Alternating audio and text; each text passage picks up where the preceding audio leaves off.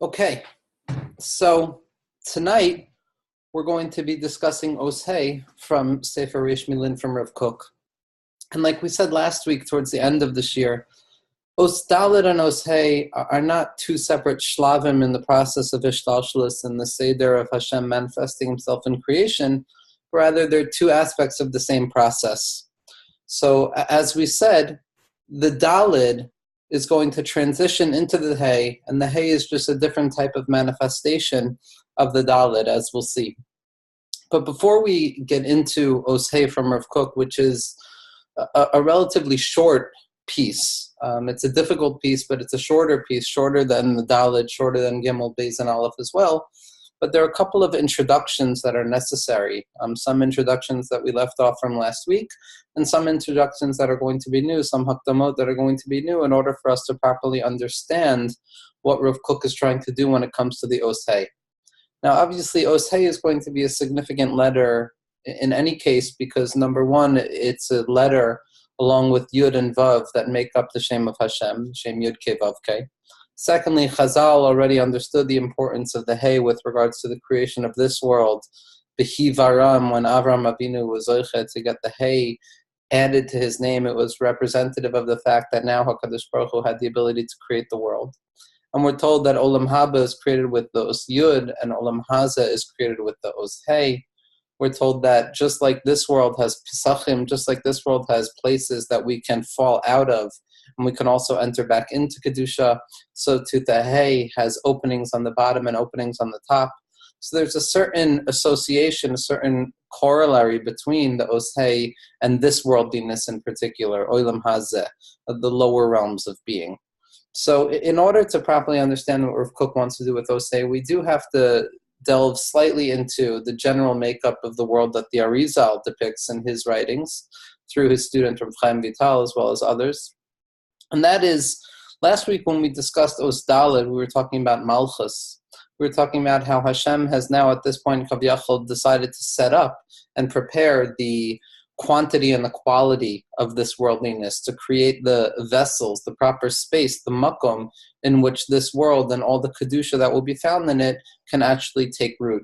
And while associating the number 4 and Dalid with all of the aspects of existence, the 4 Yesodos, the 4 general qualities of being, Domem, Someach, Chaim, Medaber, the 4 seasons, the 4 directions, what we did not speak about is the fact that for the Arizal and Seder Hishtalshalis and the unfolding of the worlds, there are 4 worlds.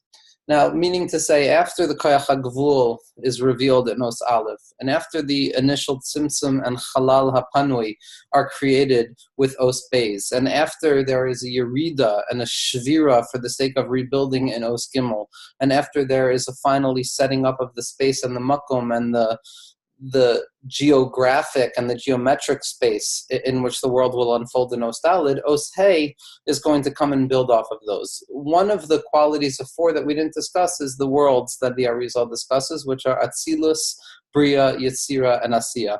Now, it's a familiar topic with a lot of people, but there's an important distinction to be made, that when the Arizal discusses these 4 worlds, these 4 interconnected, highly interconnected realms of being, there's a fundamental distinction between the world of Atzilus, which is going to be the main space where HaKadosh Baruch Hu operates vis-a-vis our conception of godliness in the world. Atzilus is a place where Ihu, V'chiyihu, V'garmayu Chad B'hon, like the Tikkun Zohar says, and like the Alter Rebbe and the Admor Hazaken makes a very important, significant detail out of in his Igros Kodesh, Igros Chaf.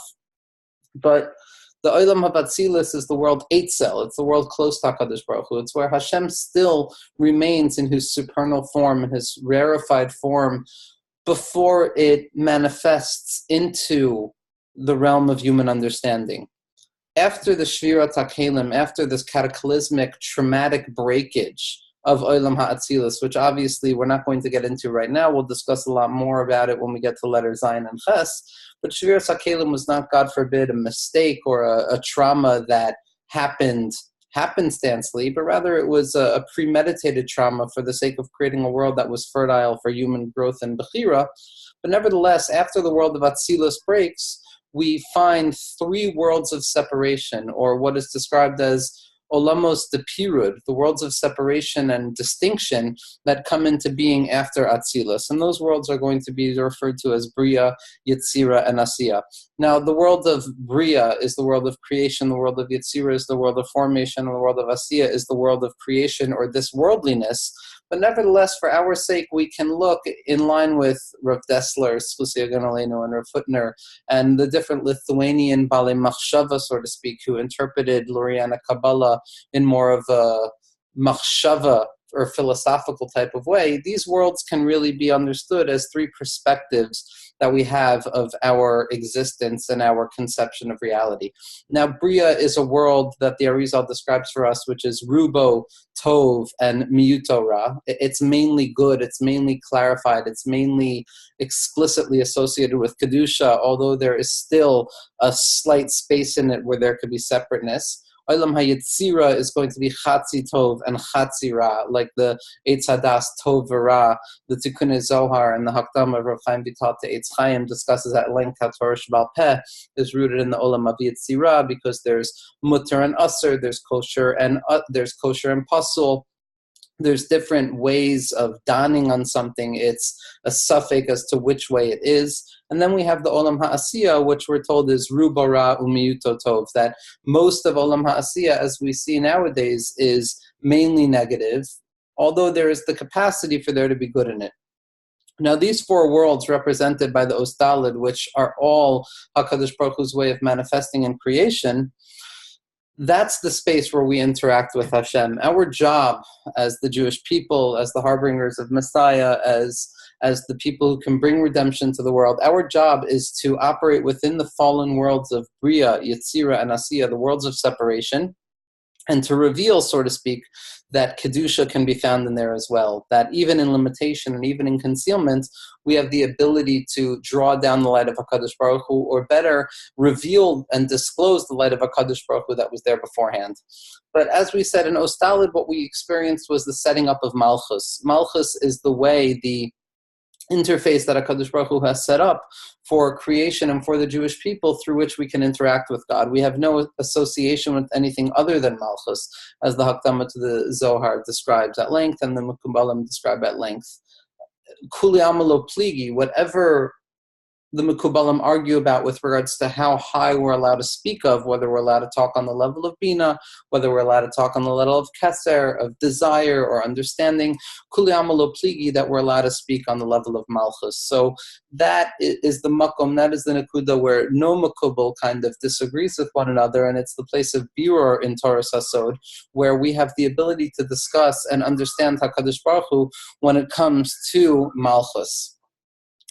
Dalid was the setup of Malchus. Hey is going to be the doubling of Malchus. Hey is going to be the aspect of Malchus that descends into our world. It's going to be what we refer to as the Shekhinah. It's going to be Hashem's presence in this world. It's going to be the presence of Hashem, the feminine presence, if you will, or the concealed presence of HaKadosh Baruch Hu within the worlds of separation, within the worlds of concealment.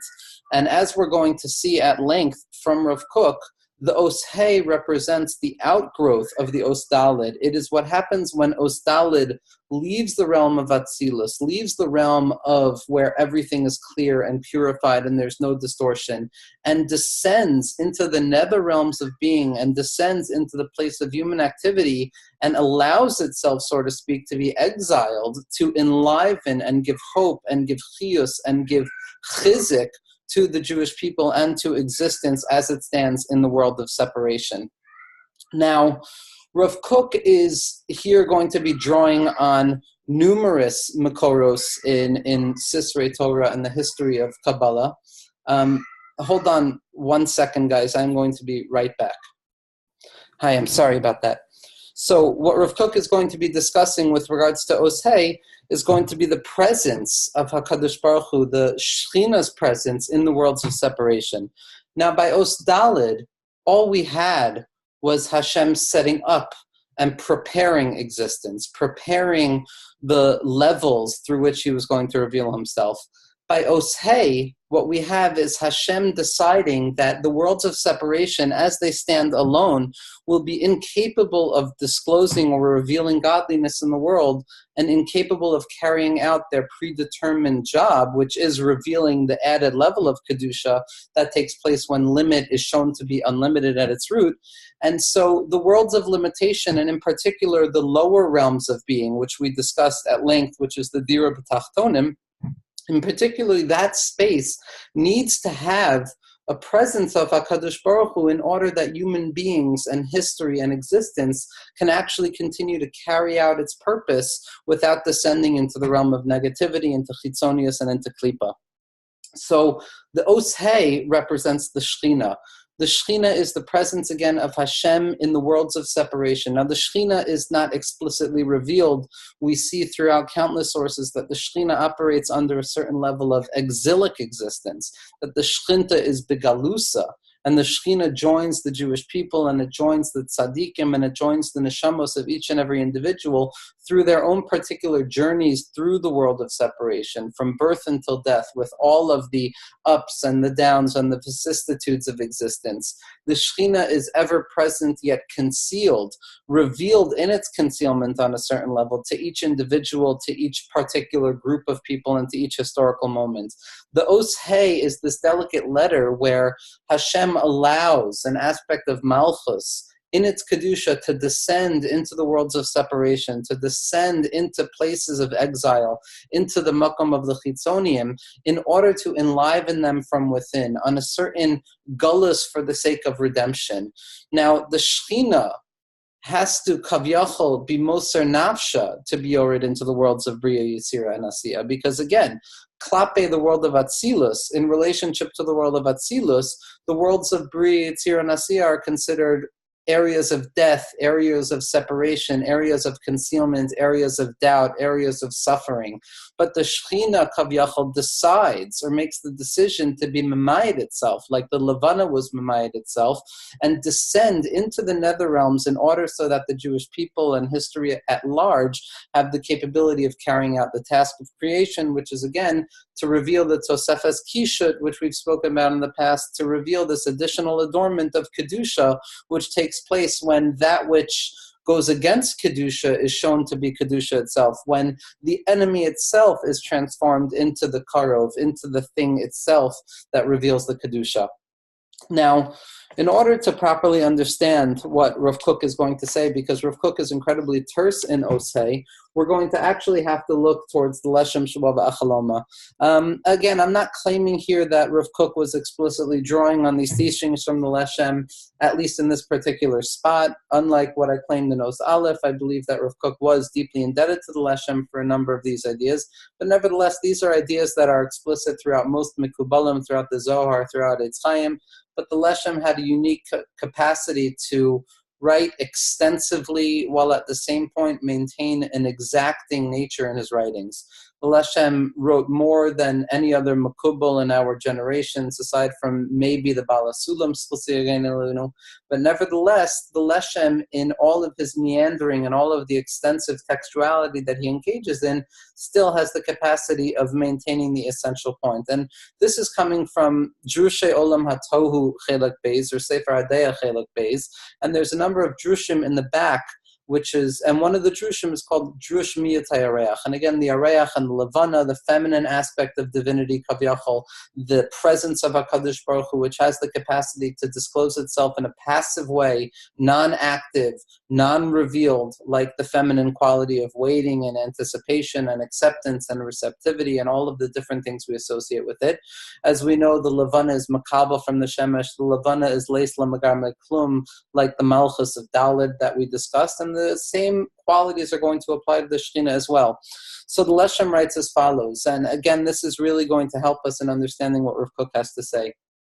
He says, "V'ha'inyan hu," and the aspect is, "Kihini seder hama'atzil yisbarach shemo," that God, may His name be blessed, has arranged it as miyut hayareach, the diminution of the moon, which represents the yerida of Malchus into the worlds of Bria, Yitzira, and Asiya, the descent of the Shechina into the worlds of separation. Shetered hi lemata, that she should descend below, kedei shetishtashef hi atzma b'chol ha'tachtonim, so that she should engage and partner up with all of limited existence, with everything that is limited. L'kasher hakolba, to connect everything into herself. Ukadei laha'alosa besof al yada lamala lamala, solely for the sake of elevating everything afterwards back upwards to the realms of infinity through her actions. Kishora shamalchus. And this is what we discussed last week. The root of Malchus, which again is this lower aspect, the Shekhinah that hides within limitation, the Shekhinah that hides within suffering, that hides within darkness. This Shekhinah, this Malchus, Hinehu be'emes lamala mikulam. In truth, she is above and transcendent beyond all other spheros. Like we said last week from the Arizal in Shar Yud Aleph by Shar Atik, that the original 10 spheros didn't have a Malchus, because Malchus itself was rooted in Keser, was rooted in the Reisha D'lo Isyada, the unknowable head. Because the root of Malchus is above them all. And she ascends above all of them. Even Masu Habanim Haisal Roshpina, the despised rock, the despised Even, which represents Malchus, which descended below, like David Malcha Mashiach, who was the Shorish of Malchus, in fact is rooted above everything. Because Malchus Kavyachol is rooted in the Malchus of Ein Sof, which again is something that would demand a lot of introduction, but for the purposes of a source, if somebody wants to look at Shar Mem Beis, one of the most important Sharim in Eitz Chaim, that's where the Arizal comes on to this idea of Malchus de Ein Sof, Asher Ba Na'asa HaTzimtzum Harishon, which is where HaKadosh Baruch Hu Kavyachol decided for the first time to create this limitation and to create a world of limitation. And the Leshem continues, and I'm skipping a little bit of the practicalities here. And all of this is one and the same with the secret of the diminution of the moon. Ella sheyiridasa, the descent of Malchus, Asher Yoredes, me Madregasa le Madrega, where she descends from one level to the next, Meha Malchus to Ein Sof, Ad Sofa Atzilus, from the Malchus of Ein Sof, from the first instantiation of Malchus, the first instantiation of receptivity and concealment for the sake of Bechira and for the sake of human beings having the ability to act on their own volition and to intensify their relationship with Kedusha, all the way down to the bottom of Atzilus, which is again one of the four worlds, at least the supernal of the four worlds. Hine lo nikra b'shem pegam chas v'shalom. This descent of the Shekhinah into the world of Atzilus is not considered a pegam. And therefore it's written, lo yigaru chara, like the Pasuk says in Tehillim, that no evil shall attach itself to it. However, aval al kol panim, this is the secret, ubesod kol makom shagalu, all the places that Bnei Yisrael were exiled, Shechina imahem, the Shechina is with them. Aval al kol panim, nevertheless, hu kishoresh inyan hamiyat hayareach, the root of the inyan, of the diminution of the moon, hinehu gam lamala lamala. It takes place in the original recesses of being itself. V'chol yiridasa bevia, and all of its descent and diminution into the realm of Bria, Yetzirah, and Asiyah. So here the Leshem is coming on to the most important part, which is going to help us understand what Rav Kook is trying to say. The entire purpose of the descent of the Shekhinah, of this second aspect of Malchus, of the Os Hey that comes from the Os Dalid, that Yeridasa Bevia Besod HaMeor HaKatan, the small luminary, Shehu Miyat HaYareach HaIkari, which is the fundamental nature of the diminution of the moon, Hinehu Ba'asher Shahakol Hu Mimena. The purpose of this is because everything in truth is from her. Ulachein Eina Ozeves Osam Ve'ena Menechas Osam Af Rega Achas. Everything comes from the Malchus de Atzilus, and therefore the Os Dalet allows itself to descend into the worlds of separation. Why? Because everything comes from her, and we are her children, Kavyachol.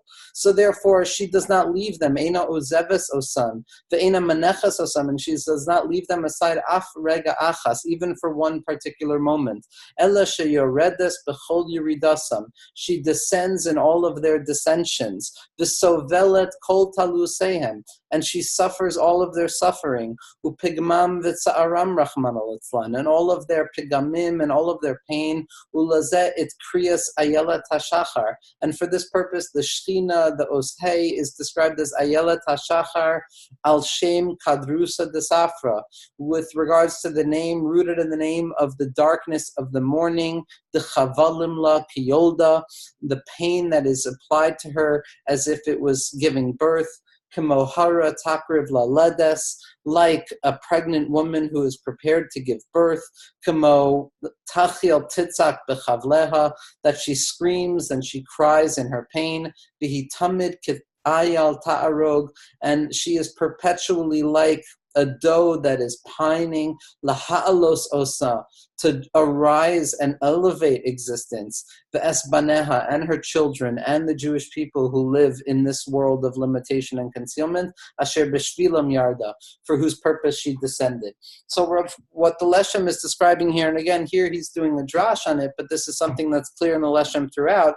What the Leshem is describing here is the descent of the Shekhinah into exile for the sake of elevating existence.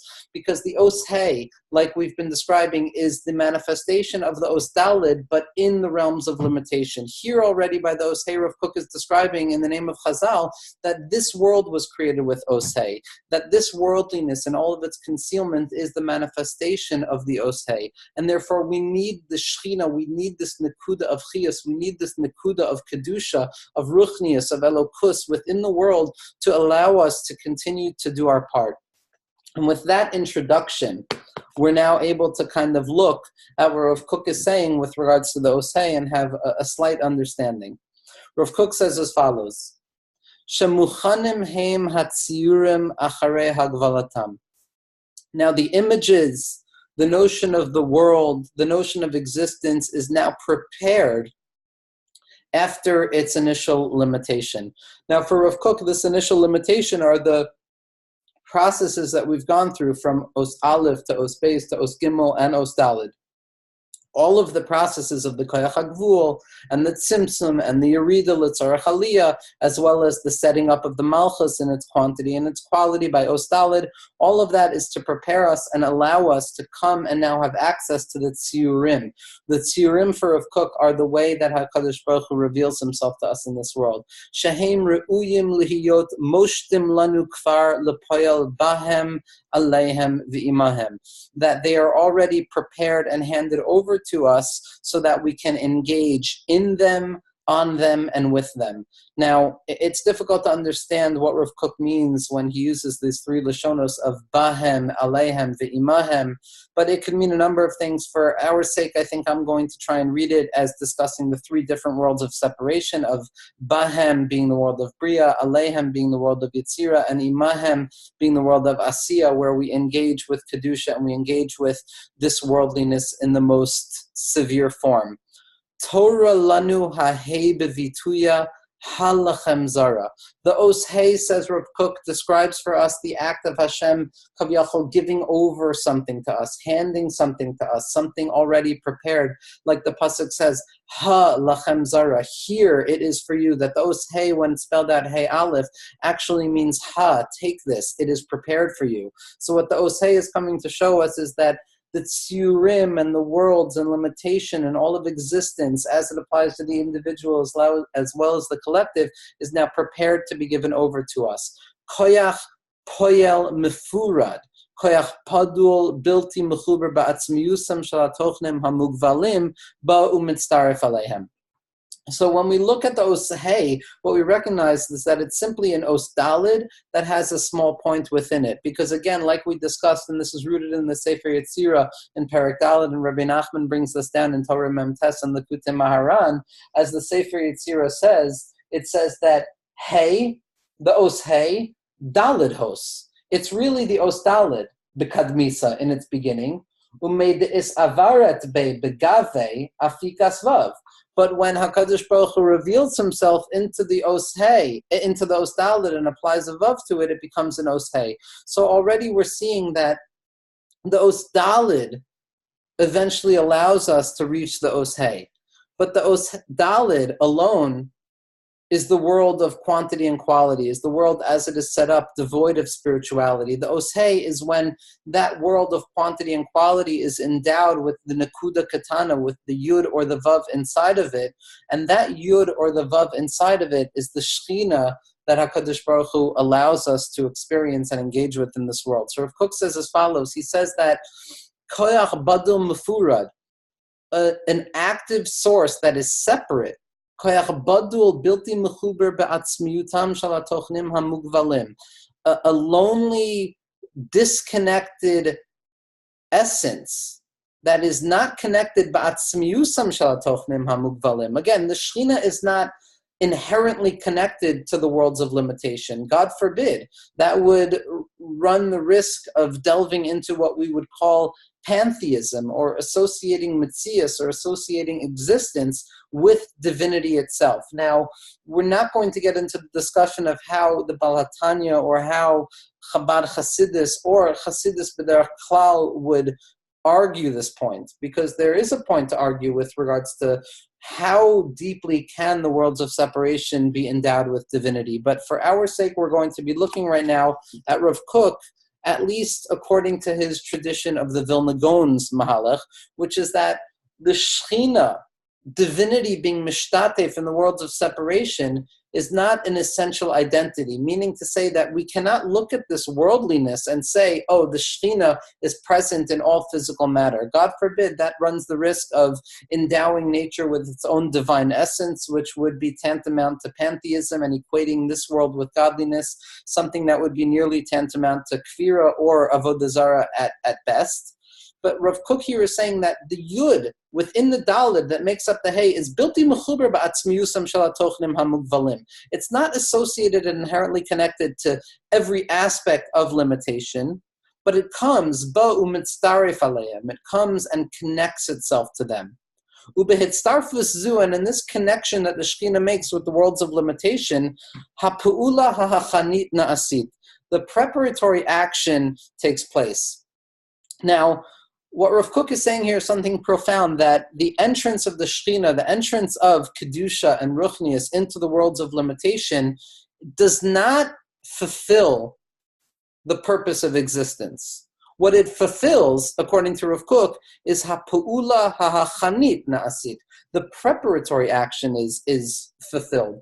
Because the Iker avoda, as we've seen already from the Os Aleph, is to endow human beings, is to endow limited creatures in this world with the koyach ha'eloki of Bechira, with the divine act of Bechira, for us to be able to choose through our own volition, to choose Kedusha and dispel Tumah and dispel Rishus.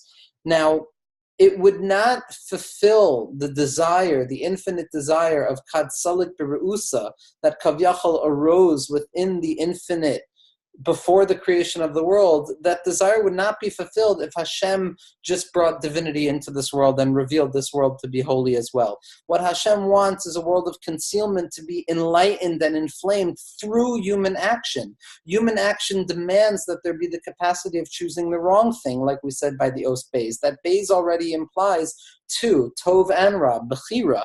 This is already taking place by the instantiation of the Tzimtzum itself, but here Rav Kook is being very clear, where he says that the entrance of the Shekhinah and Kedusha into this worldliness is not the fulfillment of the historical task, but rather it is simply the Pu'ula HaChanit HaNa'asit.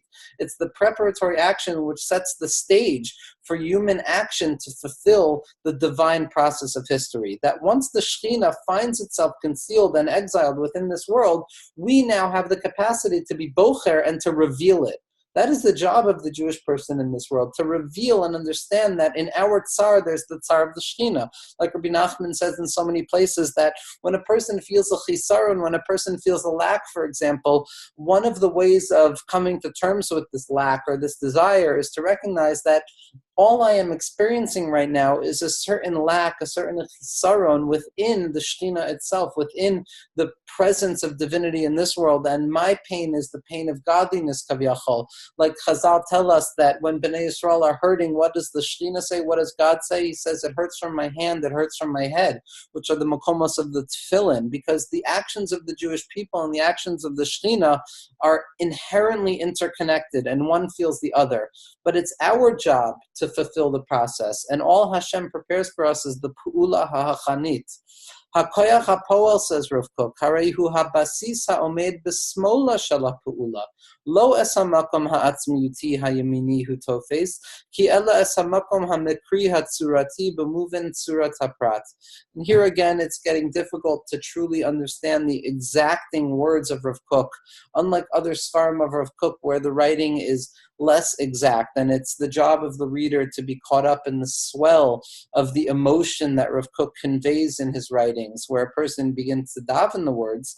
By Reish Millin, the exacting nature of the words is that if you read one of the words in the wrong tense, you lose the essence of what the paragraph is coming to say. So we're rushing here a little bit, but what Rav Kook is coming to say is that, so here we have this yud, which attaches itself to the dalid to make the hey, which represents the descent of an aspect of malchus, the descent of the shechina, of kedusha, of the presence of godliness into the worlds of separation. This yud, this setup, this preparation of kedusha within all recesses of limitation rests at the left side. It does not occupy the main and fundamental makom ha'ikari of the right side. The yamin typically represents the ikariyut of something, the essential nature of something, the chesed of something. That is the dalit on the right side. The yud, the shechina, occupies only the left side, the smola shal ha'pu'ula, the left, limited, inessential part of the action. Lo es hamakom ha'atzmuti ha'yamini hu tofes, ki ela es hamakom ha'mekri ha'tzurati b'muvan tzurat ha'prat, with regards in conception of the tzura of that prat. Now, what Rav Kook is trying to say here is as follows, that if the main avoda, if the main purpose of setting up this Seder HaShtalshlus and moving from Os Aleph to Os Beis to Os Gimel to Os Daled, and finally in our teachings right now to Os Hey, the purpose is Bechira. And therefore, the presence of divinity, the Shechina, the presence of godliness, cannot occupy the fundamental space of the right side. Because if it occupied the fundamental space of the right side, well, then the entire notion of Bechira would be Mevutal. Because if the Shechina was revealed in its fullness, and if it was revealed to be the lofty level of divinity that can descend into the lower realms to the point that it nullifies all Bechira and all Hester, so then there would be no room for Bechira.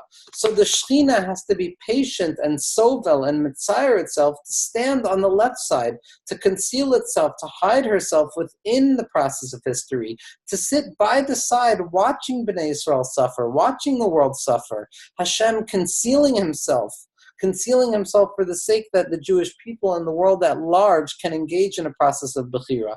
So here Rav Kook is saying something very important. He's saying that the Shechina, the presence of divinity in the world of Bria, Yetzirah, and Asiya, and mainly in this worldliness and the limited and lowest levels of Asiya, needs to occupy solely the left side, which is again why Shechina is associated with femininity, with Gevurot, with Dinim, which are typically associated with the constrictive act of the left side vis-a-vis the right side.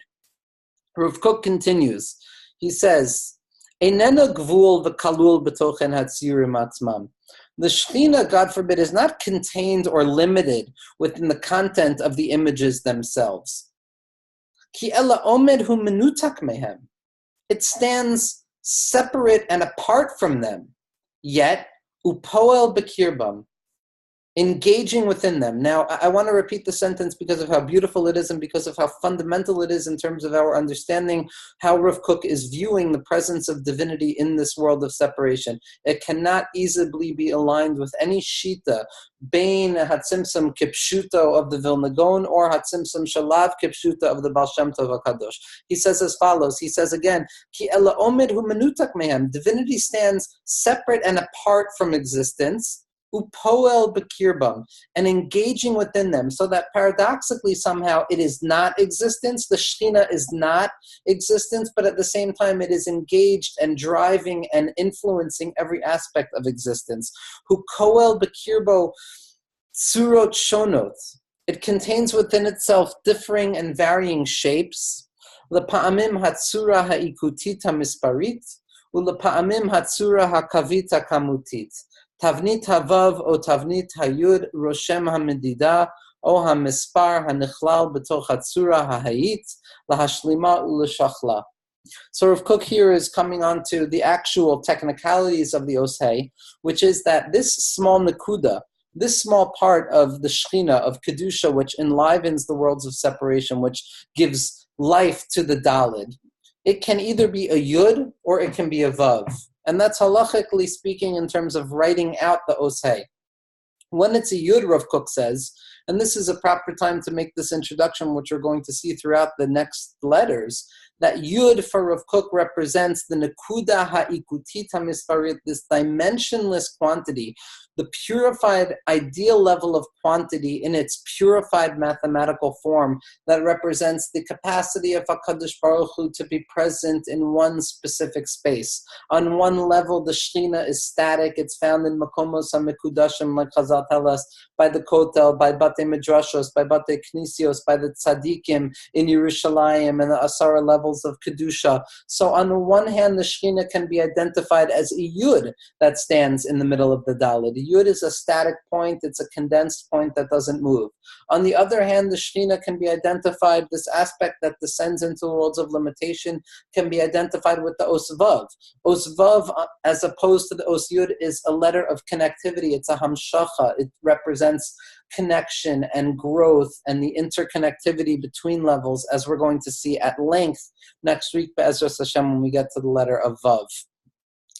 The Shekhinah can manifest in these two different ways. It can manifest as a static ideal that is unchanging, or it can manifest within each and every individual's manifold processes wherever they find themselves. Chazal have different Lashonos in different places. On the one hand, the Shekhinah is not zuz from the Kotel Ma'aravi. On the one hand, the Shekhinah never leaves like the Os Yud, which is a static and constant point. On the other hand, it's like an Os Vav, which is a letter of Hamshacha, which represents movement and process and changing and time changes and things like that. So what Rav Kook is describing here is that the presence of the Shekhinah in this world, the presence of divinity in this world, which allows us to maintain ourselves on a certain level of Kedusha and to believe, in spite of all the Hester and the Hester B'toicha Hester, that the Shekhinah is Misater es Atzma, Alkein Achin Ata Kel Mistater, that you are a concealed God, like we sing by Zemiros and Shalosh Shudas. This notion of the capacity to recognize the concealment of God is associated with the Oshei, is associated with the level of Shchinta Begalusa, that it's the Yud that HaKadosh Baruch Hu used to create the world. And Rav Kook adds and ends as follows, Lahashlima uleshchalala, that the entire purpose of the descent of the Shekhinah into the worlds of limitation, into the worlds of Bria, Yitzir, and Asiya, into the worlds of concealment, into the world of the Dalet, where we already set up the quantification and the qualification of this worldliness as it stands separate and apart from the infinite light of godliness. The entire purpose is lahashlima ulishchlala, that the entire purpose of this descent is for the sake of elevating everything back up to Kedusha, like we saw from the Leshem before. That the entire purpose of the descent is to engage in an eventual intensification of an ascent. That there is no Yerida Muchlekas for Rav Kook and Avada for the Leshem, that everything is Tchias HaMesim, everything is going down, down, down for the purpose of going up, up, up. That the descent of the Shekhinah into this world is for the purpose of revealing that this worldliness contains within itself the deepest level of divinity, that the Even Masu Habanim, Haisal Rosh Pina, that the Shekhinah, which is Yored into Metzias, into the state of exile, into the state of concealment, is in fact preparing us to elevate the world and to reveal the world in its Kedusha, in its holiness. So what we're coming on to now is the fact that there's two aspects of Malchus. There's the aspect of Dalet, which remains in its supernal quality by the Os Dalet, like we say every day, and Leshem points this out, V'shchinta uzo b'gavim meramim, that it remains elevated in the transcendent heights of Kedusha. But at the same point, the Os Hey is the part of the Shekhinah which descends with us into the battlefield of daily life. And this Os Hey that descends at nighttime specifically, at times of darkness, at times of concealment, at times of He'elem, at times of Hester, by Tikkun Chatzos, by Nefilas Apayim, where the tzaddik is yored into the worlds of concealment. And the Arizal describes that it's almost like a person envisioning themselves, tossing themselves off of a lofty pier for the sake of being Moser Navsham to Kedushas Hashem, to reveal within the nether realms, to reveal within the worlds of limitation that here also there is Kedusha, that Ha-lachem Zara, here in front of you there is Zara, there is Kedusha, there is life. Rabbi Nachman Schusia Ganalenu describes in Torah, Kuf Yud Aleph, I believe, in Likutei Maharan, Chelek Aleph, in the Torah Tzohar Ta'asal Teva, that he describes that the Os Hey represents this entire notion. The entire notion that a Jewish person can fall away from Kedusha in their lifetime, can fall away from remembering that there is a Yud, that there is a Nekuda Katana that enlivens all existence, that gives birth to all Kedusha in existence. A person can fall out from the bottom of the hay. They can fall to the Makomos HaMetunafos, to the Makonos of Hester, to the point that they have to say, Aye Mekom Kavodo, the Ma'amar Sasum that Rabbi Nachman describes in Torah Yud Aleph, in Likutei Maharan Tinyana, Aye Mekom Kavodo. But at the same point, the Os Hey contains within itself entry points. It contains within itself the ability for us to ascend again, back into the materiality of being, back into the material nature of this worldliness with all of its vicissitudes and all of its violence and all of its pain, and reveal that the Shekhinah is there with it. And the Baal Shem Tov HaKadosh tells us over and over, and this goes back to the initial teaching, that when a person recognizes that Alufa Shel Olam is there in his tsar, that when a person recognizes that the Shekhinah is there in their presence, there are multiple ways for a person to matakin themselves, to be mamtik the tsar. Rabbi Nachman describes in various Torahs that when a Jewish individual is feeling any type of pain on a certain psychological level, what they should say to themselves is that if I am feeling this pain, God is feeling this pain, so to speak. And if God is feeling this pain, he's conveying that pain to me. And how wondrous, how glorious a revelation, how lofty a level for Hashem Kavyachol, for the Shekhinah Kavyachol to tell me its secrets, to tell me what hurts, to show me its pain so that I can empathize and sympathize with the Shekhinah. And that when I recognize that Alufa Shel Olam is Nimsa B'toicha Hastara Sheb'toicha Hastara, then I recognize, like Rav Kook says, that everything is for the purpose of Lahashlima Ulishklala, to elevate and to perfect this worldliness that remains dormant, that remains concealed and distant from godliness, yet stands to reveal a deeper level of godliness. What we're going to see next week with the Osvav is that the Osvav is going to represent Kudsha Barichu, the Bechina of Yesod, the Hamshacha that we bring into this world. Now that we've created a world with the Oshei, now that we've created limitation, it's now our job to be Mamshich, to connect the Vavei Ha'amudim, the connectivity of the Osvav, and to be Mahapech, what seems to be a distant reality, into a place of Kedusha.